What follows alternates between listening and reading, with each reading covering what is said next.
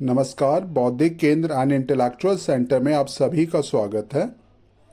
ये जो क्वेश्चन है वो आईआईटी जेईई मेन में आ चुका है कि मैं ये क्वेश्चन पढ़ के बताता हूँ आप लोगों को।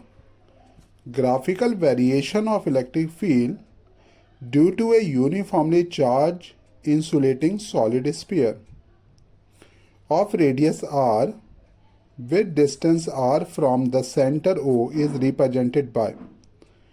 तो इस क्वेश्चन में कहना चाह रहा है कि मान लीजिए हमने क्या किया, एक स्फीयर लिया जिसका सेंटर क्या है ओ और रेडियस आर है और इसके ऊपर यूनिफॉर्मली चार्ज डिस्ट्रीब्यूटेड है। ठीक है, तो इसकी वजह से है ना इलेक्ट्रिक फील्ड या इनसाइड द स्फीयर या फिर आउटसाइड द स्फीयर क्या होगा। इसका मतलब ये है कि इलेक्ट्रिक फील्ड अगर मैं यूनिफॉर्मली चार्ज स्फीयर लूँ तो electric field inside the sphere और आउटसाइड द स्फीयर किस प्रकार होगा, तो हम उसे देखते हैं। तो देखते हैं इसका सलूशन कैसे होगा। तो मैंने क्या किया, एक स्फीयर ले लिया जिसका रेडियस आर है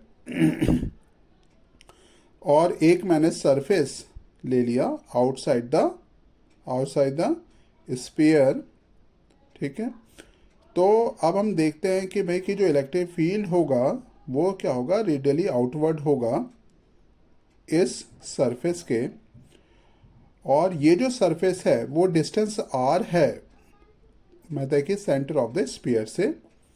तो हमें मालूम है फार्मूला कि जो इलेक्ट्रिक फील्ड होता है outside the uniform charge sphere, तो उसका जो फार्मूला होता है वो Q/4πε0 divide by are square होता है।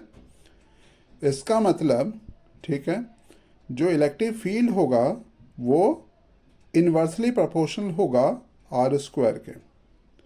तो जब E जो होगा inversely proportional to R square होगा, ठीक है, तो हमारा जो ग्राफ जो बनेगा वो इस प्रकार का बनेगा।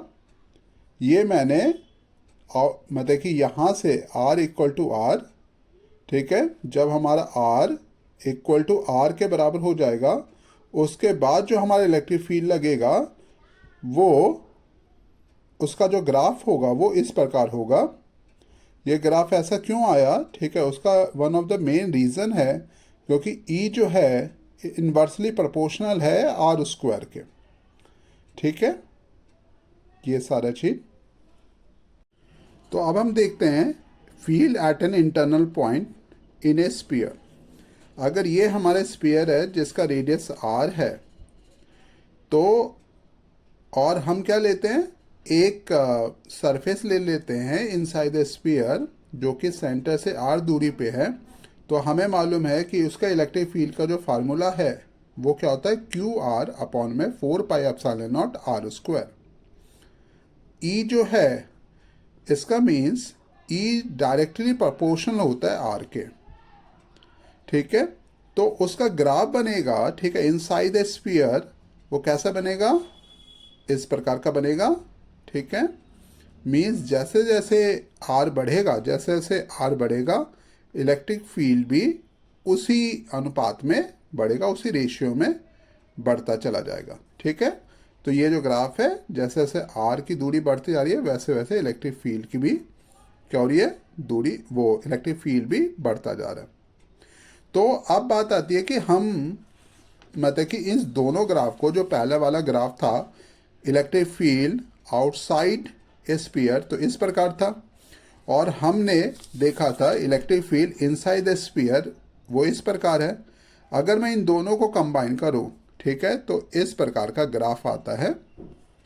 ठीक है, और जब इस प्रकार का ग्राफ आएगा, ठीक है, तो हमारा कौन सा ऑप्शन ठीक होगा देखते हैं। ठीक है, तो हमारा ऑप्शन डी ठीक होगा। ठीक है, तो option D is the correct answer. धन्यवाद।